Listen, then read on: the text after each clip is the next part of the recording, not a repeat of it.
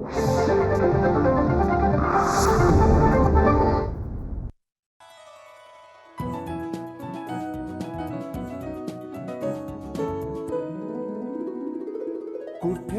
जन्मला, कसे वाढला, कैसे घडला तुम्ही, कैसे घडला तुम्ही. कुठली स्वप्ने अन आकांक्षा हृदय जपता तुम्ही. काय साधले, काय हरपले, सारे जाणून घ्याया, सारे जाणून घ्याया. हा सृजन वेध, सृजन वेध, सृजन वेध, सृजन वेध, सृजन वेध, सृजन वेध, सृजन वेध, सृजन वेध, सृजन वेध. माणुसकीच्या शत्रू संगे युद्ध आमुचे सुरू. जिंकू किंवा मरू, जिंकू किंवा मरू, जिंकू किंवा मरू. माणुसकीच्या शत्रू संगे युद्ध आमुचे सुरू. जिंकू किंवा मरू, जिंकू किंवा मरू, जिंकू किंवा मरू. मराठी चित्रपटांच्या इतिहासाकडे बघितलं तर अनेक नामवंतांची नावं आपल्या डोळ्यासमोर येतात, अभिनेते म्हणून, दिग्दर्शक म्हणून. या दिग्दर्शकांच्या पैकी राम गबाले हे नाव घेतलं की अनेक सुंदर चित्रपटांची नावं आपल्या मनात रेंगाळत राहतात. वंदे मातरम, जशास तसे, पोस्टातली मुलगी, देव पावला, देव बाप्पा, जिव्हाळा.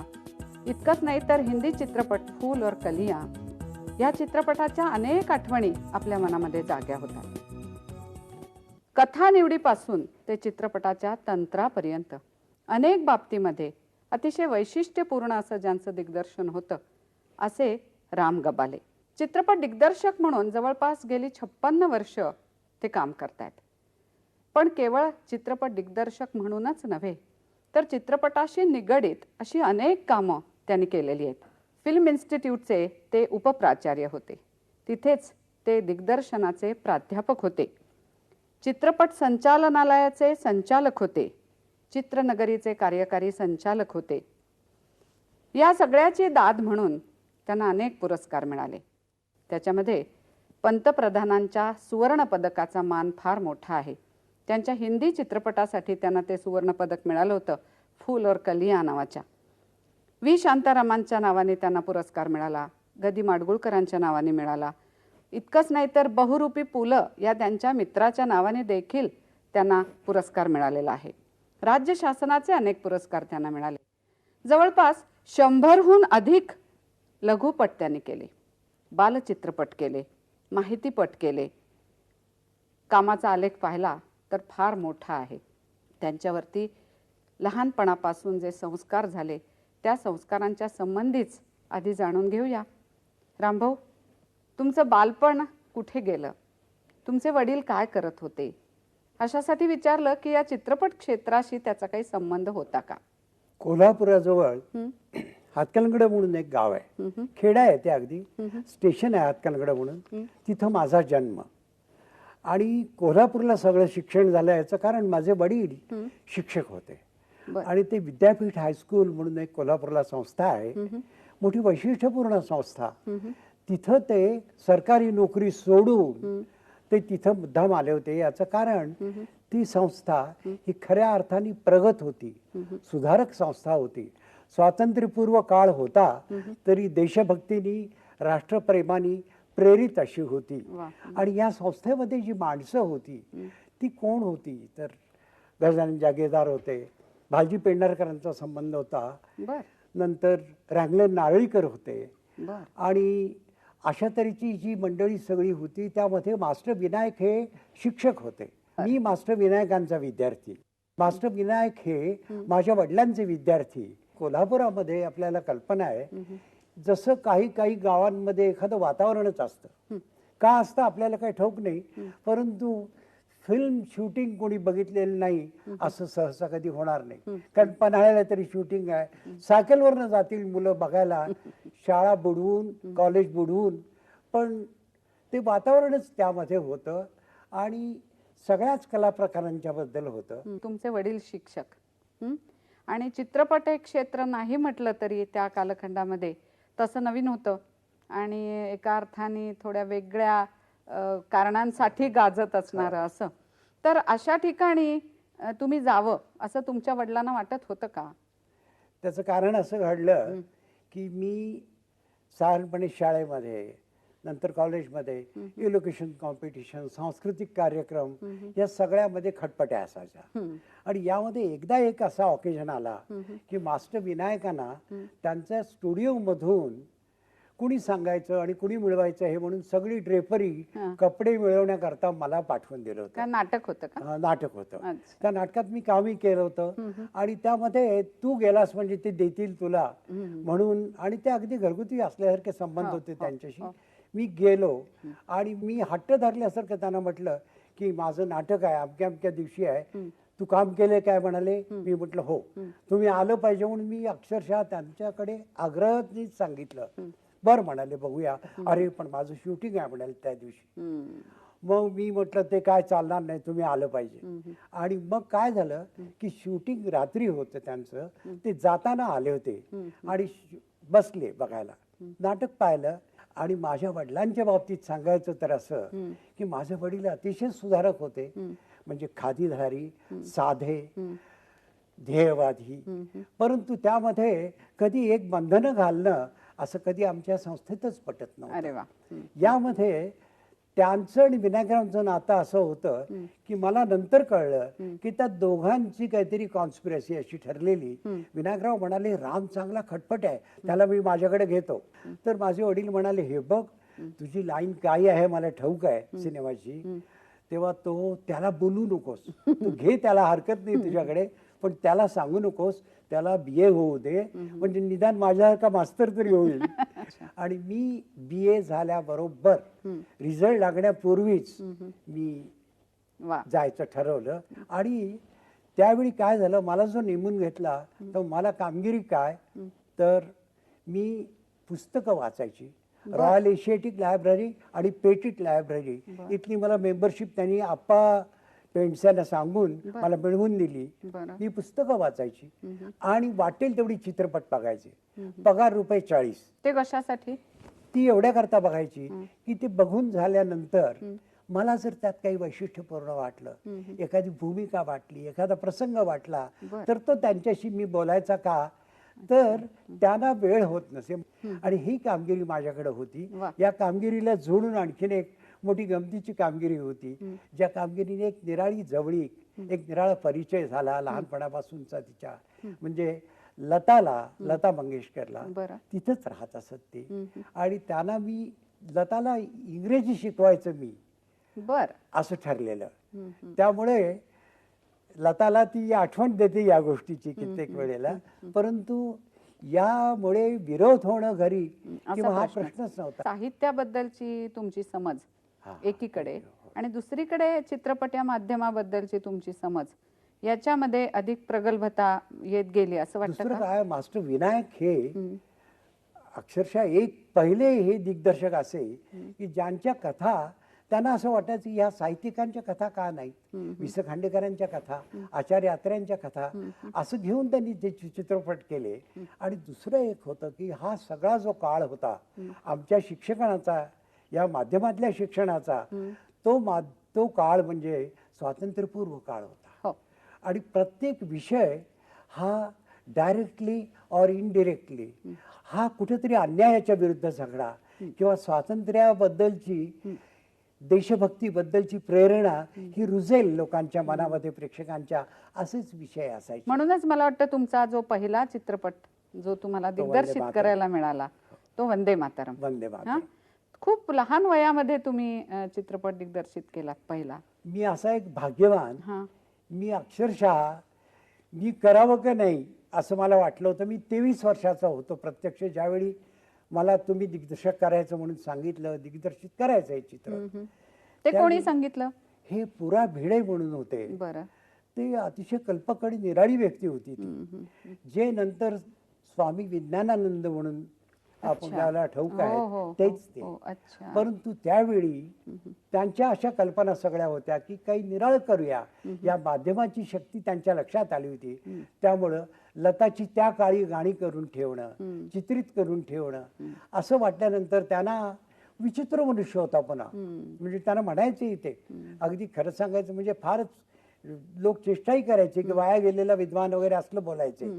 परंतु त्यांनी काय ठरवलं होतं, माझं भाग्य की एखाद्या प्रथितयश अशा दिग्दर्शकाला हे चित्र द्यायचं नाही, आपण चित्रपट काढायचा आणि तो जो करायचा तो एखाद्या चांगल्या उत्तम असिस्टंटला द्यायचा. आणि ॲज लक वुड डू त्यांनी 3 स्टुडिओ चौकशी केली. मोठे तसे चाणाक्ष होते. सुधीरचे मित्र, सुधीर फडकेचे अगदी जवळचे मित्र, आणि सुधीर माझा शाळेपासूनचा मित्र. हे कारण घडलं खरं म्हणजे. आणि त्यांनी मग प्रभातमध्ये विचारलं, नवयुगमध्ये विचारलं, शालिमारमध्ये विचारलं, आणि प्रभातमधनं माझं नाव यावं ही एक निदान काहीतरी शक्यता आहे म्हणतो मी. परंतु झालं असं की या 3 स्टुडिओमध्ये माझं नाव मेन्शन झालं.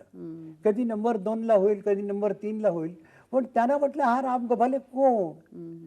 आणि मग त्यांनी मला सुधीरला विचारलं. मग सुधीरचा तर काय मी मित्रच, म्हणजे आम्ही कितीतरी वर्षाचा परिचय, त्यामुळं मला ते चित्र सरळ मिळालं. वेदमंत्राहून आम्हा वंदे वंदे मातरम हे गीत हे आमच्याही पिढीच्या खरोखर अगदी ध्यानी मनी हे रुजलेलं आहे.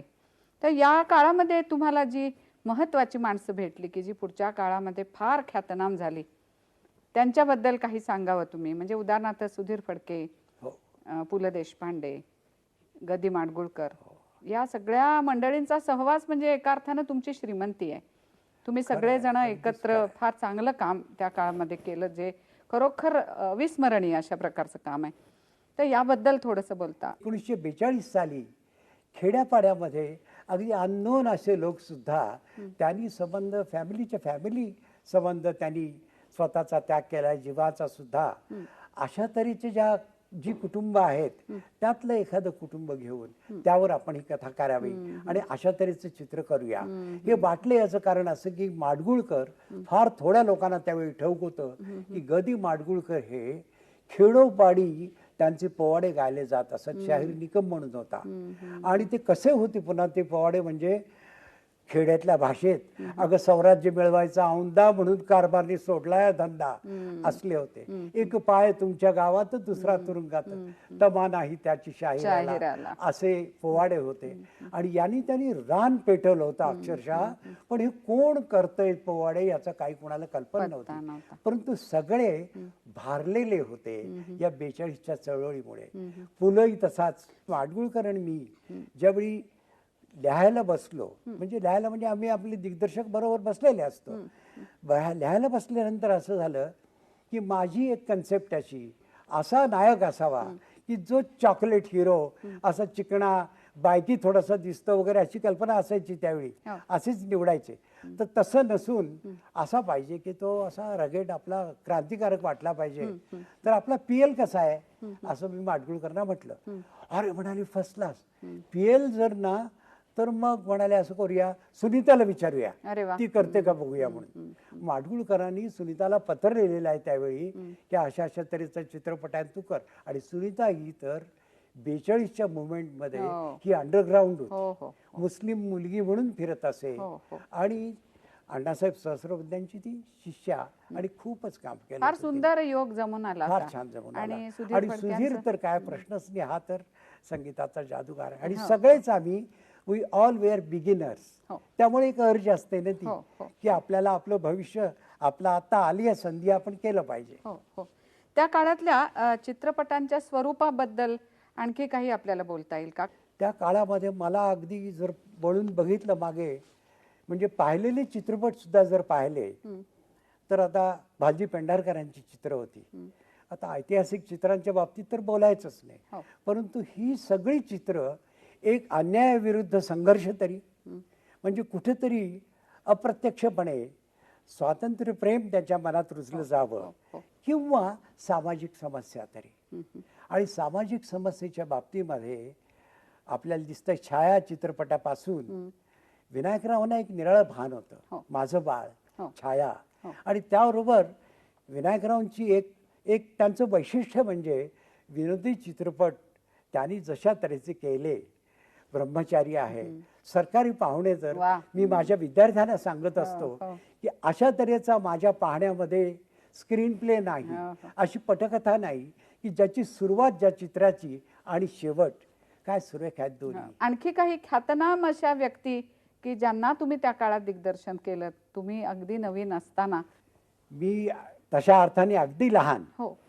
आणि चिंतामणराव कोल्हटकर चित्रपटामध्ये त्यांनी काम करायचं ठरलं. म्हणजे त्या चित्रामध्ये 4 पिढ्या होत्या जणू काही. वा. कारण बेबी शकुंतलेने काम केलं होतं, ती अक्षरशः बेबीच होती त्यावेळी. आणि चिंतामणरावांच्या भोवती आम्ही शॉट झाला की कोंडाळ करून बसायचे आणि मग त्यांच्या सगळ्या गोष्टी ऐकायच्या. चिंतामणराव होते.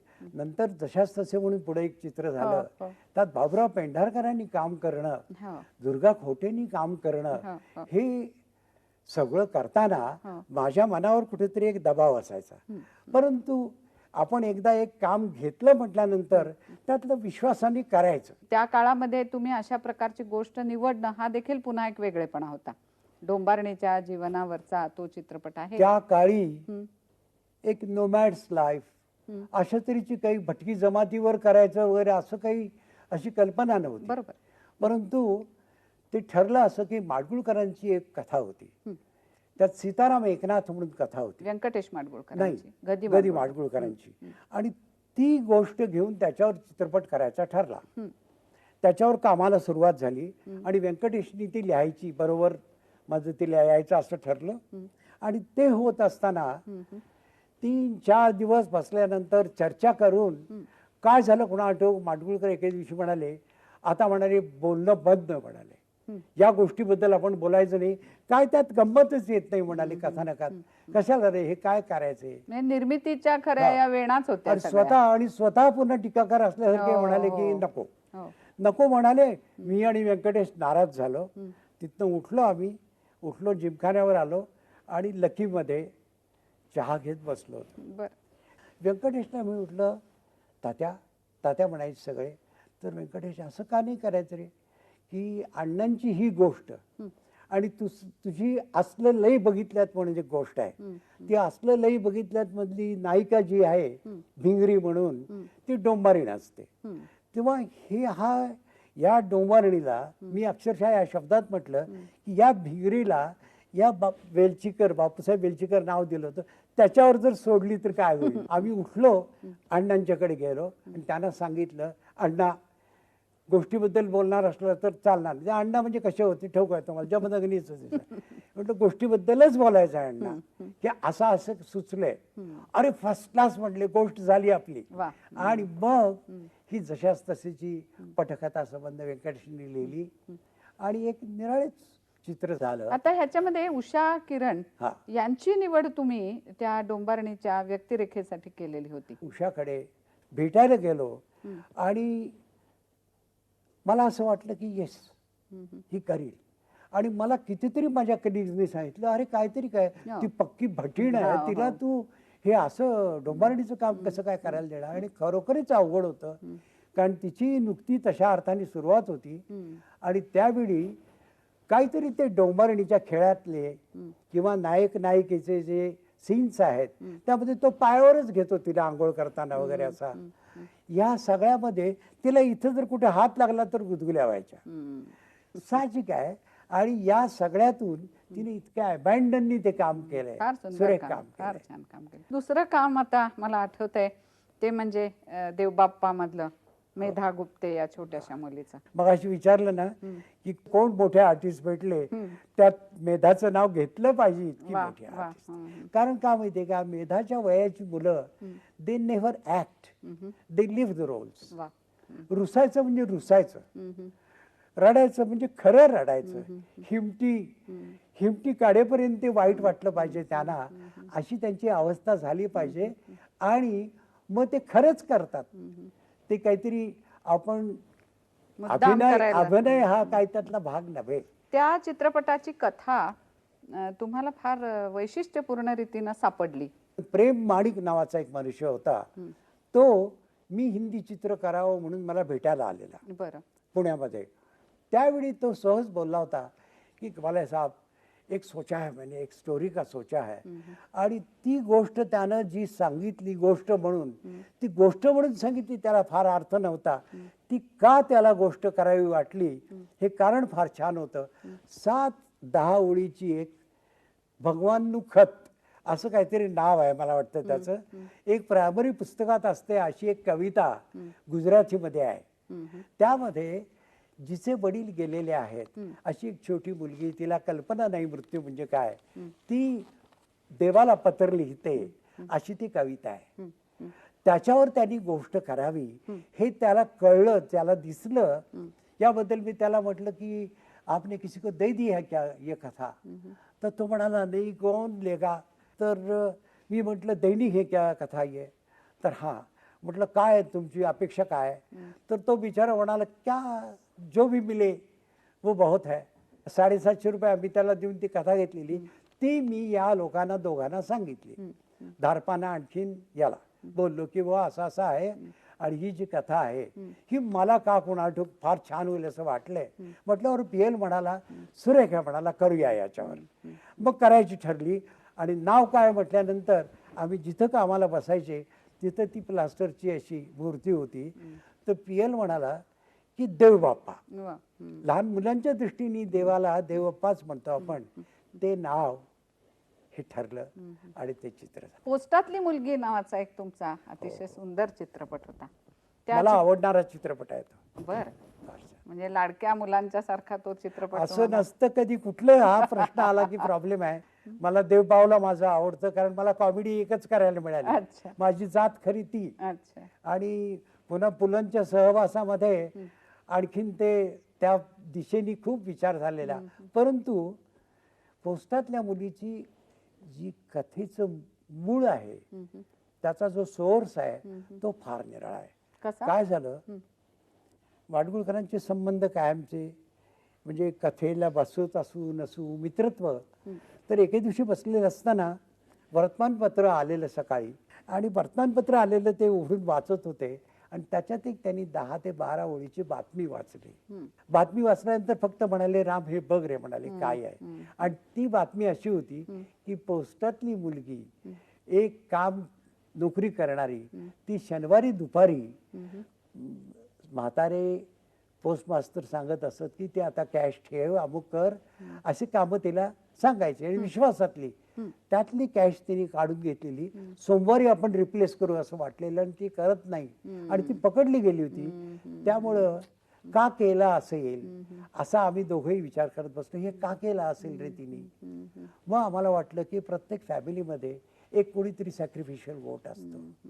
मोठी बहीण असेल काही, इतर तिच्यावर जबाबदाऱ्या असतील का, असं बोलण्यातून जे सूत्र होतं ते एवढ्या बातमीतून ती 3 तासाची चित्रपट होऊ शकला. अशा तऱ्हेची कथा झाली. ह्या चित्रपटाच्या शेवटाबद्दल पण असं- एक प्रॉब्लेम आला होता. क्वचित घडतं असं, पण माडगुळकरांनी काय झालं ते संबंध कथानक लिहिलं आणि शेवटी म्हणाले की मला काय ठरत नाही रे, म्हणाले काय करायचं, या मुलीचं काय होईल.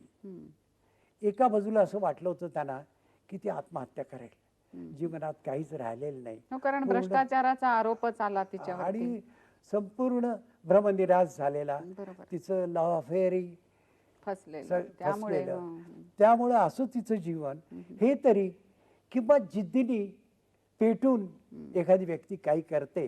यातलं काय करायचं, तिने जिवंत राहावं का आपल्या जीवनाचा शेवट करावा हे काय कळत नाही रे, ठरत नाही. काय करायचं तू बघ बाबा, म्हणाले आता कसं डेव्हलप होत आहे तसं होऊन. आणि याचा शेवट बरंचसं शूटिंग झालेलं, लोकेशनवर मी गेलेलो आणि याचा शेवट काय हे अजून ठरलेलं नाही. शूटिंग जे करायचं ते फाईल घेऊन आपण बसतो जसं त्याचे शॉर्ट्स काढत होतो मी आणि ते असा चौकोन करायचा, शॉर्टचा नंबर घालायचा, हे चाललेलं असताना मध्ये मी विचार करायचा काय करावं, इथं कसा शॉट घ्यावा. हे होत असताना जिथं थांबलो होतो आम्ही, एका खानावळीच्या पायऱ्या होत्या, त्या पायरीवर बसलो होतो मी, तर समोरच्या कंपाऊंडवरनं एक अशी खार पळत जायची बर ती जायची पुन्हा वळायची, 2 पायावर अशी उभी राहायची, अशी टुकटुक बघायची आणि पुन्हा इकडे या बाजूला पळत जायची. असं तिचं 2-3 वेळा चाललं होतं.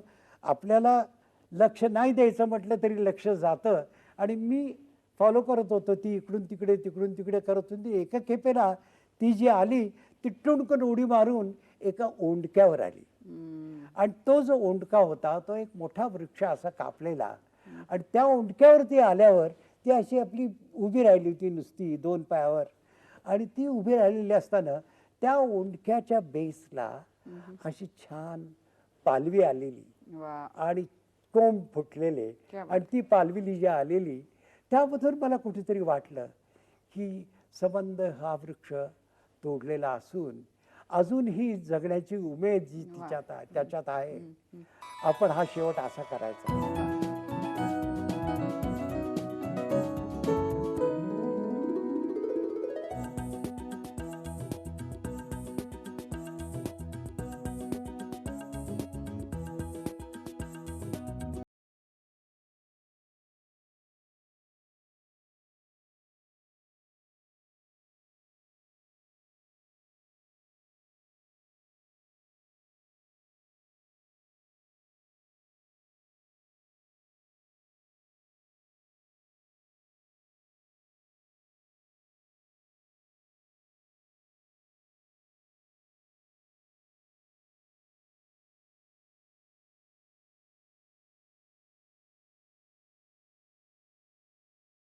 चित्रपटाच्या दिग्दर्शकाला अनेक गोष्टींचं भान ठेवावं लागतं, अनेक माणसांचं सहकार्य घ्यावं लागतं.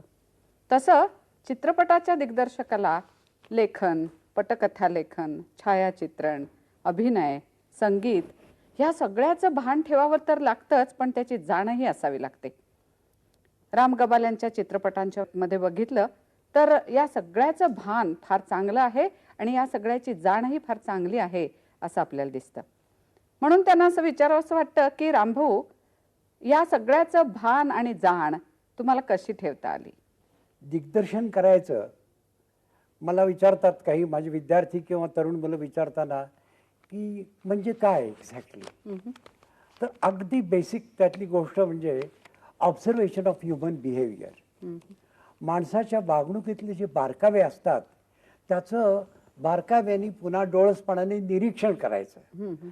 हे निरीक्षण करत असताना त्यामधले पुन्हा भावना त्यांच्या त्यातल्या संवेदना या सगळ्या लक्षात घेऊन आपण मांडणी करायची असते सगळी. ही करताना मग हे सगळ्यांचं सहकार्य घेताना ज्या एका तोलामध्ये ज्या प्रमाणामध्ये ते व्हायला पाहिजे आहे की कुणाला किती महत्व, कसं महत्व. कारण हा कॅमेऱ्याला आपल्याला कल्पना आहे की कुणाचा फ्रंट लावायचा, कुणाची बॅक लावायची. कधी कधी पाठमोरा मनुष्य असतो तो जास्त बोलून जातो. कित्येक वेळा मी पाहिलंय की 2 संवादामधला जो जी एक गॅप असते तो विसावा अतिशय इलोक्वंट असतो. कारण तो बोलायला उशीर का लावतो यातून त्याची नाराजी आहे हे दिसून येतं. शेवटी हे काय असतं तर असं वाटतं की वास्तव आपण डोळ्यांनी पाहत असतो. मग ते वास्तव आपण मांडताना त्याच्यात कुठेतरी जीवनाचं सूत्र आपण शोधत असतो आणि मग ही मांडणी करताना या यंत्रसामुग्रीमधून पुन्हा ती मांडणी करायची त्या एका फ्रेम मध्ये. हे करणं याला आम्ही म्हणताना म्हणतो, मास्तर झालो काय त्याला इलाज नाही, की क्रिएटिव्ह इंटरप्रिटेशन ऑफ रियालिटी. कौशल्य साराम बाई, कौशल्य साराम. हळू हळू उघडू डोळे, पाहिजो कबीर, पाहिजो कबीर. विनोनिया शेला गेला सखार घुवीर, सखार घुवीर.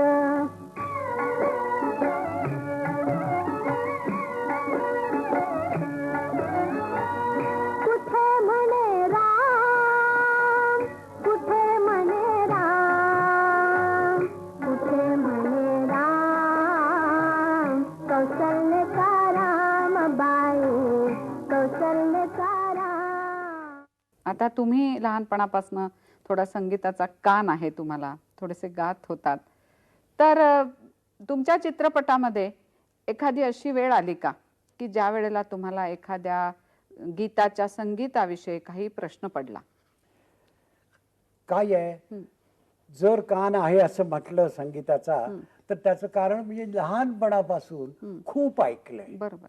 कोल्हापुरामध्ये आणि वडील असे, मला तर वडील आठवतात की ते बालगंधर्वांची नाटकं पाहावीत, दीनानाथरावांची नाटकं पाहावीत म्हणून लहानपणापासून कटाक्षाने या गोष्टी या मुलांच्या कानावर पडू देत म्हणून खूप संगीत ऐकलेलं. आणि कोल्हापुरामध्ये ते वातावरणच पुन्हा. आता हा प्रश्न असा एकदा पडला होता, पोस्टातली मुलगी हे चित्र करत होतो आणि मी पुण्यात होतो आणि मुंबईला मी पोचायचा दुसऱ्या दिवशी रेकॉर्डिंग, आणि मी सकाळच्या गाडीने गेलो तिथे, तर उशिरा पोचतो म्हटल्यानंतर सुधीर म्हणाला, अरे काय राम, तू येतोस का नाही असं वाटलं, तू डायरेक्टर, उद्या तू आता चाल हो की म्हटल्याशिवाय उद्या रेकॉर्डिंग कसं करायचं, उद्या आहे रेकॉर्डिंग. 2 चाली लावली आहेत म्हणाला. एक चाल आहे ती तुझ्या माझ्यासाठी आहे आणि एक चाल आहे ती थोडीशी उडत्या रिदम मध्ये केली आहे, ती ऑडियन्ससाठी आहे. आणि त्यांनी मला गाणे दोन्ही चाली ऐकवल्या आणि त्या दोन्ही चाली ऐकवल्यानंतर मी त्याला म्हटलं की सुधीर, तुझ्या माझ्यासाठी जी चाल लावली आहेस ना ती आपण पक्की ठेवायची चित्रपटात. याचं कारण असं की तुला मला जर आवडते तर ऑडियन्सेसना का नाही आवडणार, वाय अंडर एस्टिमेट दॅम. आणि ते गाणं म्हणजे ते माझे खरं, ते माझे खरं, जगा वेगळे असेल सुंदर, ललित मध्ये त्यांनी केलं. वा वा. चित्रपट दिग्दर्शक म्हणून तुम्हाला खरोखरच उत्तम दर्जाचं यश मिळालं, तर या यशाचं श्रेय जर द्यायची वेळ आली तर ते तुम्ही कोणाकोणाला द्याल? विषयामध्ये ज्या व्यक्ती असतात त्यामध्ये त्यांच्या भावनांमध्ये रममाण होणं, सुखदुःखात आपण सहभागी होणं, जणू काही हा सगळा जो भाग आहे, या संवेदना टिपण्याची जी एक किमया आहे, ही मी पहिलं श्रेय देईन माझ्या वडिलांना.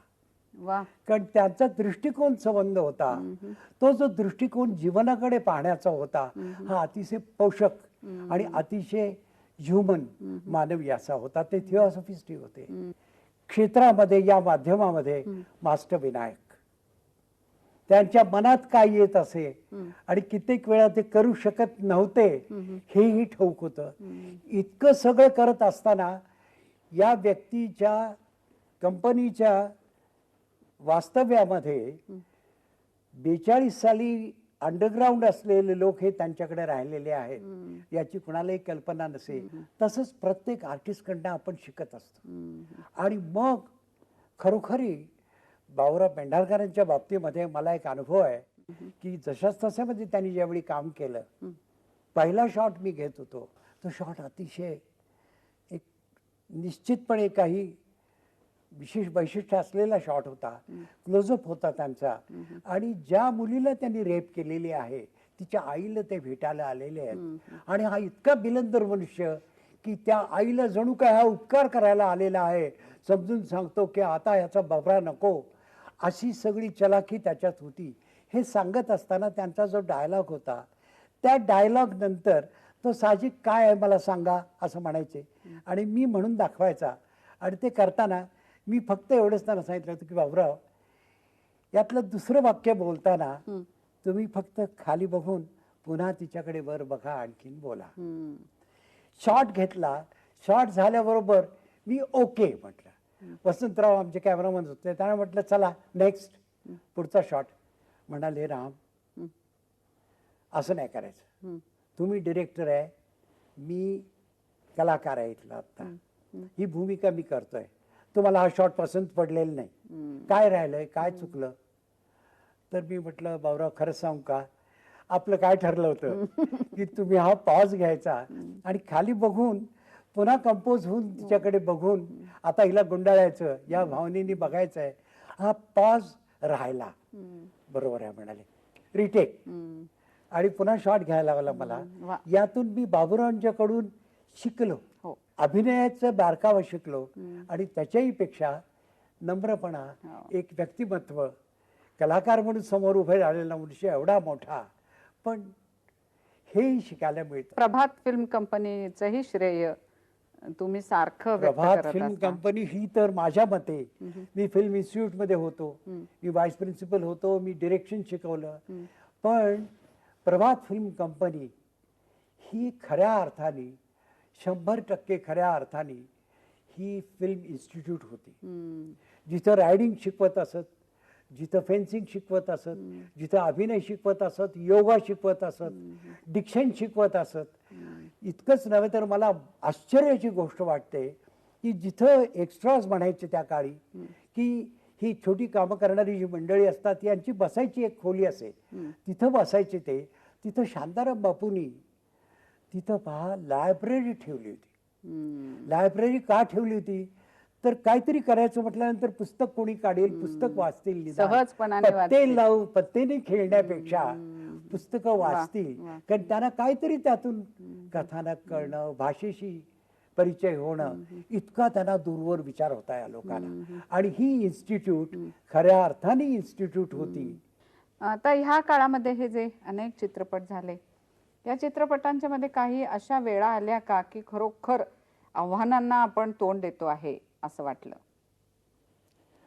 असं वाटलं ते उषानी तो रोल केला जशाच तसे. जशाच तसे मधला, त्यावेळी एक वाटलं. पण त्याच्यात असं एखादा प्रसंग होता का की ज्यामुळे तुम्हालाही ताण आला? हा, त्यामध्ये एक असा सीन होता की ते सुरे मारतात ना, हो. असे त्या मुलीला सरळ उभे करतात आणि ती फळी ती ओली करतात आणि त्याच्यावर सुरे मारतात. 9-10 वर्षाची मुलगी, तिला ते असं उभं करत असत. बापरे. आणि ते उभे करत असताना इथे इथे इथे असे ते मारतात सुरे. आणि ते करताना ते म्हणायचे की मी आता या बोटांच्या मध्ये इथं सुद्धा मी मारतो म्हणून. बापरे. आणि हे इतक्या कॉन्फिडन्सनी ते सहज करत होते. आणि ती मुलगी खंबीरपणाने अशी उभी राहायची की उषा म्हणाली की राम मी उभी राहते इतकं जर ते करतात छान तर.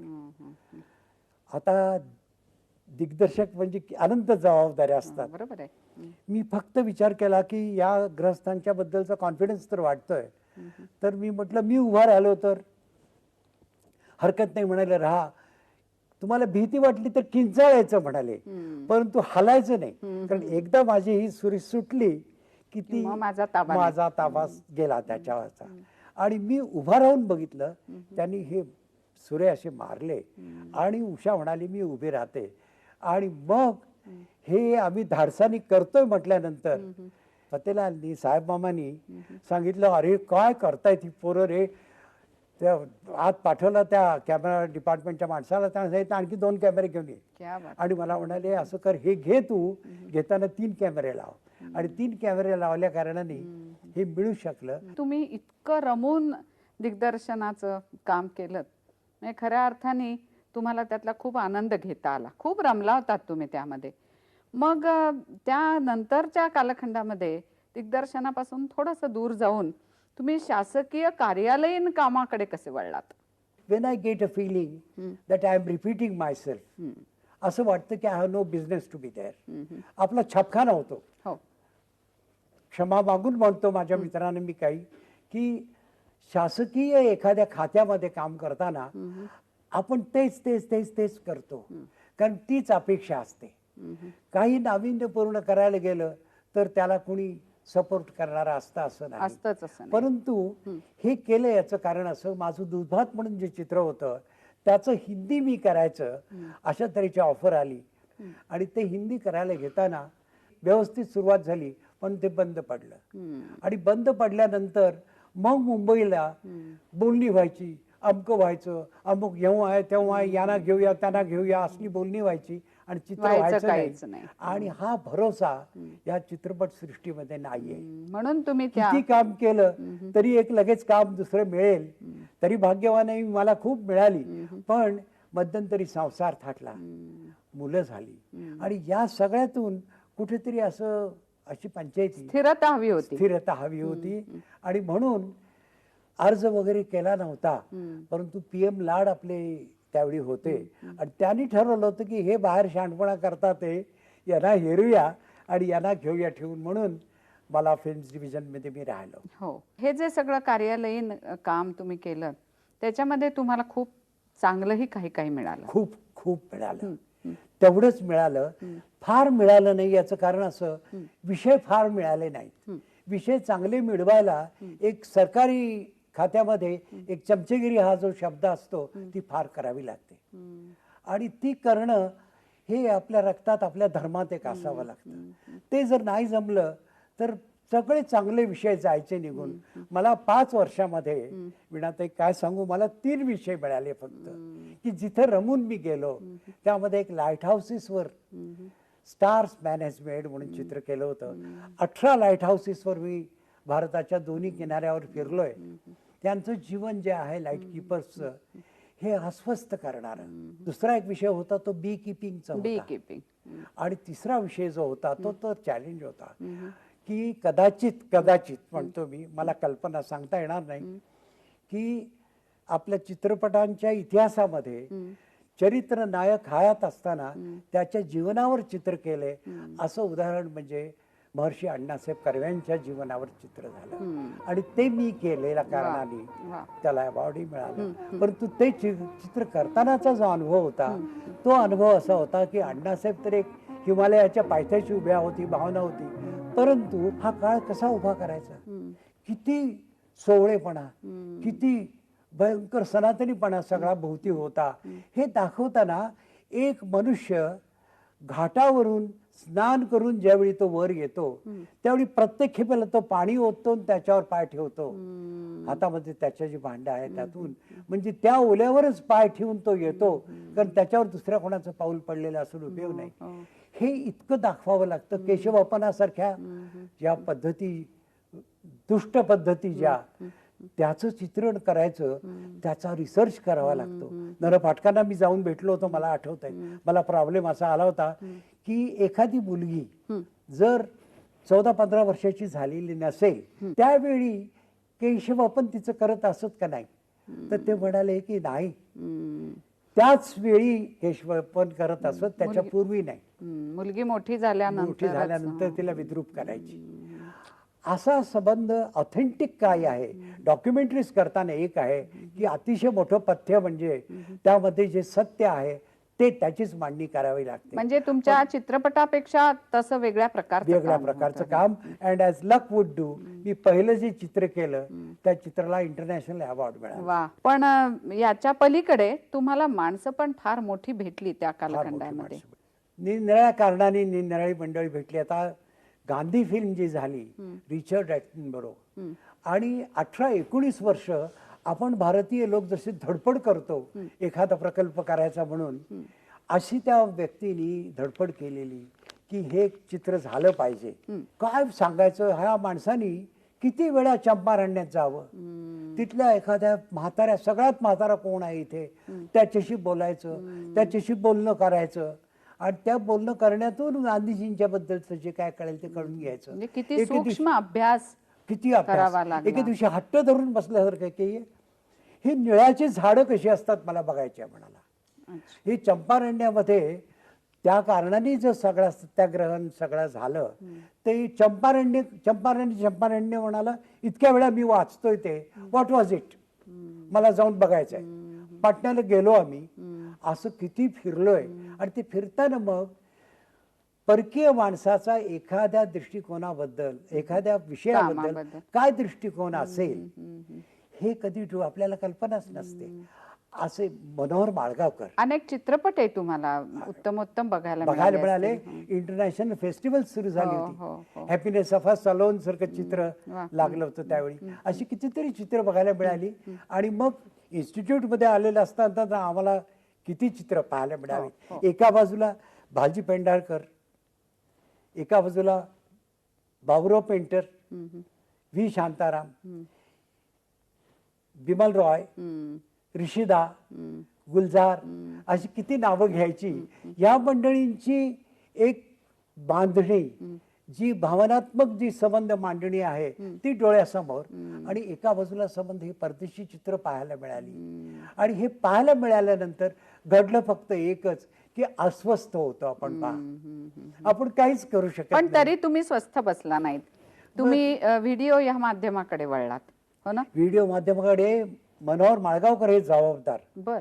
मला ऍक्च्युली दिल्लीला एक स्टुडिओ सेटअप करायचा होता या व्हिडिओ टेक्नॉलॉजी मधला. आणि मी फिल्म सिटी त्यावेळी केली होती, कारण फिल्म सिटीमध्ये 7 वर्ष हो. माझं इतिहासात नाव नाही कुठे. फिल्म सिटी बद्दल आपण चित्रपट बघतोय आता, त्यामध्ये सुद्धा राम गव्हाले नावाचा मनुष्य हा मरेपर्यंत काम करत होता, हे कोणी बोलत नाही, कारण हा जगाचा न्यायच आहे, त्यात काय आश्चर्य वाटू नये. पण तुम्ही काम केलंय. तिथं काय झालं, ते केलंय इतकं मी. आणि फिल्म सिटी अशी झाली म्हटल्यानंतर मनोहर माळगावकरांनी सांगितलं की तिथे राम सारख्याला तुम्ही बोलवा. Yes, done the film city. मग तिथं मी स्टुडिओ डिरेक्टर म्हणून गेलो, एक्सपर्ट म्हणून गेलो या टेक्नॉलॉजीचा.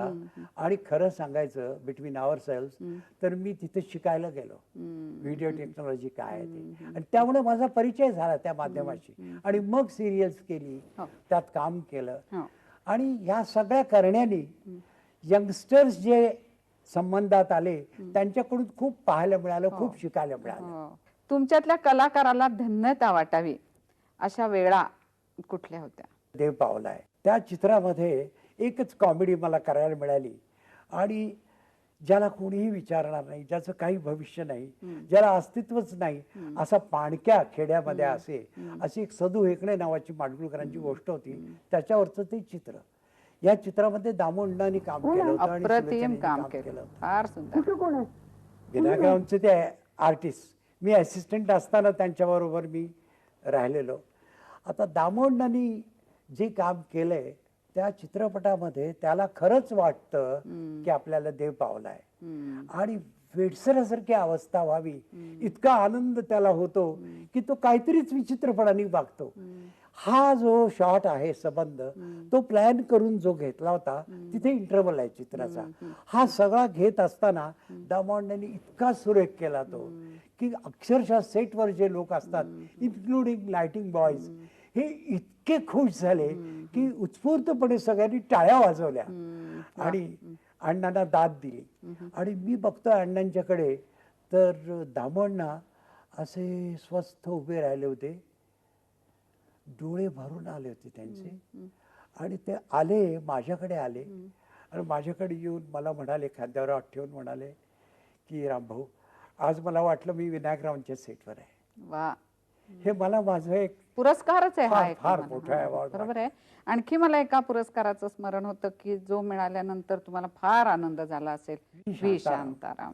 आमच्या या क्षेत्रामध्ये इतकी ऋषितुल्य, आणि एका शब्दात सांगायचं तर ज्या व्यक्तीनी आपलं काम म्हणजे आपली पूजा, आपलं हे परमेश्वराची पूजा करताना ज्या भक्तीने करतात, इतके पर्टिक्युलर असत ते.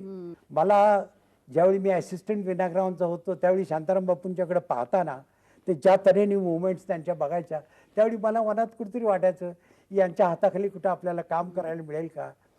त्यांच्या हाताखाली चित्र करायला मिळालं एवढंच नव्हे, तर त्यांच्या नावानी त्यांच्या स्मृतीसाठी दिलेलं अवॉर्ड मला मिळालं.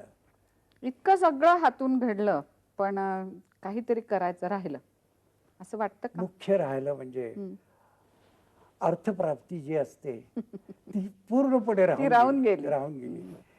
पैसा हा परमेश्वर होणार आहे कधी, आणि त्याला इतकं महत्व येणार आहे हे कधी कळलंच नाही. आणि खंत वाटते, म्हणजे लहान मुलांच्यासाठी जी 11 कोटी 12 कोटी मुलं असतात त्यांच्यासाठी स्वतंत्र चित्रपट करणं, ज्यासाठी चिल्ड्रन्स इन सोसायटी, ज्याच्यामध्ये पायोनियरिंग वर्क सुद्धा मी केलंय, ती तगली एवढंच झालं, पण खऱ्या अर्थानं त्या जीवाशिवाची भेट काय झाली नाही. असंख्य मुलं आहेत की ज्यांना चित्रपट बघायची इच्छा आहे, पण जे चित्रपट निघतात ते तिथपर्यंत पोहोचत नाहीत का कोणा ठाऊक. हे काम एक व्हायला पाहिजे. आणि संबंधच हे माध्यम, दृकश्राव्य माध्यम जे आपलं आहे, या माध्यमाची शक्ती केवढी मोठी आहे हे शासनापासून सामान्य माणसापर्यंत कळायला हवं. If you want to plant for a year, plant grain. If you want to plant for 10 years, plant trees. If you want to plant for 100 years, plant men. आणि हे काम या माध्यमातून होऊ शकतं, ते घडलं नाही. जी पत्नी तुमची, तिचं सहकार्य तुम्हाला कसं मिळालं? खरं जर तिचं योगदान झालं असेल तर माझी दोन्ही मुलं ही गोल्ड मेडलिस्ट होऊन ही दोघंही डॉक्टर्स होऊ शकले. आणि दुसरं म्हणजे व्यावहारिक दृष्टिकोन अजिबात नसलेला एखादा नवरा जर मिळाला तर प्रत्येक अशा तऱ्हेच्या पत्नीला जे काही करावं लागतं की सतत सतत कसं तरी ते जमवायचे सगळे हिशेब आणि पूर्णपणे मुलांच्या शिक्षणावर आणि याच्यावर लक्ष द्यायचं. यामध्ये तिचं योगदान, यामध्ये तिची मदत खूप झाली. मला वाटतं अजून एक मदत त्यांची तुम्हाला खूप झाली, मी पाहिलेली आहे ती, की त्या तुमच्या कलाकृतींच्या फार चांगल्या समीक्षक. असा क्रिटिक मिळणार नाही. याचं कारण असं, आपल्याला हा अनुभव असतो की आपली पत्नी ही उत्तम क्रिटिक असते. याचं कारण तिला आपल्यापासून काही मिळवायचं नसतं, बरोबर, मोकळेपणाने सांगते. म्हणजे आपण अगदी भयंकर भारून एखादी गोष्ट सांगितली की शांतपणाने ती, आपण कॉफी आणायला किंवा चहा आणायला स्वयंपाकघरात गेलो तर म्हणते की तुम्ही एवढं जे सांगताय ना इतकी काही चांगली नाही ती गोष्ट, याच्यापेक्षा तुम्ही अमुक म्हणत होता ती चांगली आहे गोष्ट. समजा तुम्ही हे चित्रपट दिग्दर्शनाचं क्षेत्र किंवा चित्रपटाच्याशी संबंधित असणाऱ्या गोष्टींचं क्षेत्र निवडलं नसतं तर तुम्ही कोणत्या क्षेत्रात गेला असतात? मला विचार सुद्धा करावा लागणार नाही, मी शिक्षक झालो असतो. बर, याचं कारण असं, या दोन व्यवसायाने मला सतत तरुणांच्यात ठेवलं असतं, मुलांच्यात ठेवलं असतं. पण याबरोबर समाधान काय वाटतं?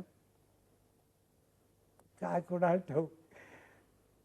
तशा अर्थाने पूर्णपणे समाधान कधीच वाटत नसतं. ज्या दिवशी समाधान वाटेल तो पूर्णविराम असतो. काहीच घडणार नाही व माणसाच्या हातून, आताही घडणार नाही. पण त्याला काही इलाज नाही. आपण वयाचा मान राखलाच पाहिजे. या दृष्टीने काही करता येणं शक्य नाही, पण खूप करता येण्यासारखं आहे. आणि म्हणून जे तरुण भेटतील त्यांना आपण प्रेरणा देणं, त्यांना चिडवणं. माझे विणाताई 11 असिस्टंट्स आहेत जे डिरेक्टर्स झाले, वा. आणि त्याचा आनंद जो आहे ना तो फार मोठा आनंद आहे. अशा आनंदाच्या समुद्रामध्ये तुम्हाला खूप मनसोक्त पोहायला मिळावं अशा शुभेच्छा मी देते. धन्यवाद.